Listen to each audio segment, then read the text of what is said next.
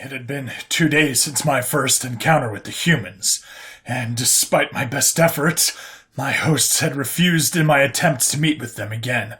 I had tried to make it seem like it was not a self-serving request, simply an envoy trying to do his job for the Galactic Council, to the best of his ability, but that was total bullshit. The time between my first encounter to now had dragged on far worse than my whole trip to the station. That woman was all I could think about, and the experience of Apex senses had left the world dull and bland while utilizing my own. I even found myself recalling the alertness and attention to detail of the man in uniform, his senses and emotions far more predatory than the woman's. I replayed the thoughts over and over in my mind, but each time they lost some of their resolution. Colors started to fade, sounds deadened, even the most intense sense of the woman's perfume started to fade. My mind was unable to hold them all in detail. I was informed that the humans were being detained in their quarters for the time being, as a safety precaution while the council decided how to proceed. I had withheld the details of what had happened, saying that I had felt a bit ill before the meeting, and had just fainted for an unknown reason. The detainment was simply a precaution for the station, in case there was a viral or bacterial reason for me fainting. To pass the time, I strolled to promenade, not even noticing I had left my psionic shield emitter in my quarters. Normally an experience like this would have been terrifying. Hundreds of inputs at once now seemed like a pale comparison. I passed the Ballinen that had been on the ship I had arrived on. They were sitting with several of their mates. I approached them, waiting for the empowering sensation of virility I knew they possessed to wash over me. It came and went, and I found myself unsatisfied. Why? I questioned myself. That should have nearly overwhelmed me in the past. Had I been ruined, would I be forced to live in this bland universe for the rest of my life? But then it happened. At first, it was very faint, but it drew me in like a nothel into a flame, that electric tingle on the tips of my navigation feathers. I could feel her. It was definitely the female. The emotions were far too smooth to be the male's. I nearly floated towards the sensation, heading away from the main promenade. To my left, a Carlaxian caught its right claw on his storefront door as it slammed on it. He reeled in pain. I felt nothing more than a slight tingle in my right wing.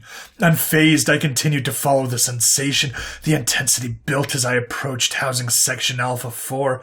I assumed this is where they're keeping the humans. I had not yet been able to find out from our host where their quarters were, but I now realized this was the furthest from my own quarters they could have reasonably accommodated on such notice. As I rounded the corner, I caught a glance at two Carlaxian guards standing in front of a nondescript set of quarters. I summoned the thoughts of the human male I had experienced. In an instant. I assessed that the best course of action was to try and find empty quarters in the vicinity and attempt to reach out mentally from there.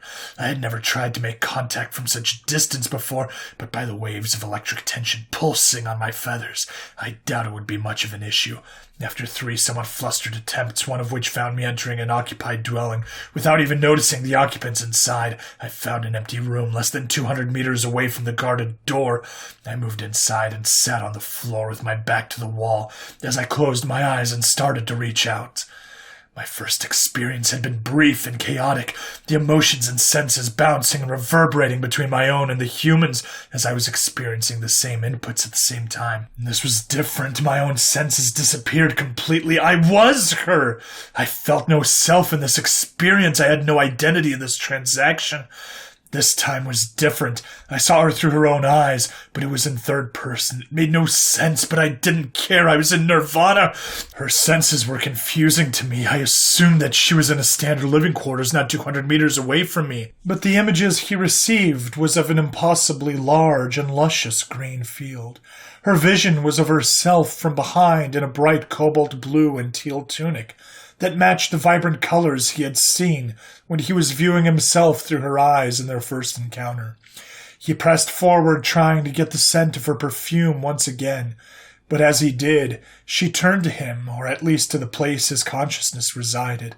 At this moment, her jade-green eyes peered at him, with a playful look as she flared her arms upwards, red and yellow feathers appearing along them, as they transformed into the most stunning pair of wings, the likes of which would put to shame even the most beautiful females of his homeworld. She bent her wing in the same way she had when they first met and opened her mouth. Her words had a strange variation to them, like sound coming off water. "Catch me if you can." as she thrust her wings downwards and gracefully rose into the air as the grass around her feet swirled in the wake of her takeoff. A blaring noise interjected sharply into his consciousness as his vision faded to black, before lowering in intensity as his own senses took back over. The room he was in was filled with a buzzing noise, and sticking his head out, he could see red lights spinning in the corridor and the same intermittent buzz sound. He fumbled for his communicator and saw the time. Over 6 hours had passed in the short seconds he had experienced in the human's mind. As he looked at the device in his wing, several red drops of liquid fell onto the screen. He instinctively put his wing to his beak. Upon pulling it back, it was coated in a sheen of red, duller than he recalled it having ever been, and not nearly as vibrant as the woman's wings he had just witnessed. Before he had time to reflect on this, his communicator chirped a dull, soulless sound that barely registered. The ID on the call was from the station embassy. He slid against the wall to the floor as a wave of pain made his eyes go crossed for a moment. He flipped open the communications device out of habit, more than a desire to communicate at this moment. The voice on the other side of the line seemed panicked, although still muted through his own senses. They stated they had been trying to reach him for hours. No, trying to reach me for hours, that I had been missing and the station was in lockdown to search for me. I'm fine, I stated, wincing, though a splitting headache and a desert-dry mouth. I fell asleep in the aeroponics bay. I went for a walk and rested under the artificial lights and fell asleep. Sorry to cause a commotion. I'll head back now. I flipped the communicators shut before they could even respond. I was not in a mood to deal with them at the moment. What the hell was that? I had lost myself completely in those few seconds in her mind. And how had so much time passed when it felt so short?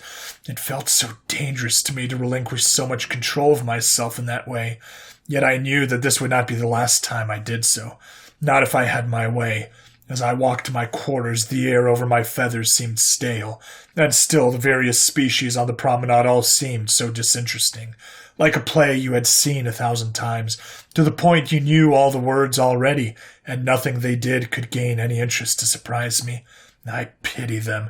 They didn't know. They didn't know what it was like to truly experience life to the fullest.